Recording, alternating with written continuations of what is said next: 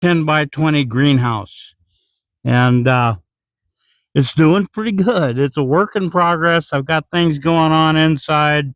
I'm getting ready for the winter and things like that. This greenhouse got absolutely destroyed soon after I put it up. Let me show you over here.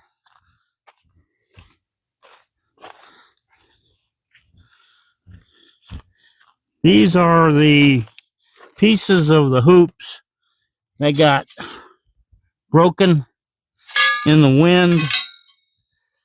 You know, they just got destroyed. So I had to replace those. Luckily, I had a second kit that I drew those out of. It's sitting over there. So anyway, I had a second kit, so I pulled pieces out of that, fixed up what was broken inside of here. As you can see, it's a mess. It's a work in progress. But anyway, that was from strong Nevada winds. And we get some strong ass winds out here. So here's what I got. I can't talk.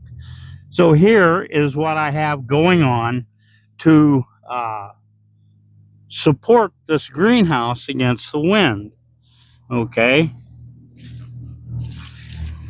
On the other end of these wires, about 18 inches into the ground, is an earth anchor that trappers use to secure their traps to keep the animals they trap from getting away. So I've got those driven into the ground, and then I've got a ratchet strap that's hooked to the eye and the little wire rope there. And the other end, I've got tied off through a hole around this purlin and around this hoop. Okay, around the purlin, around the hoop, and I've got it anchored down to the earth anchor.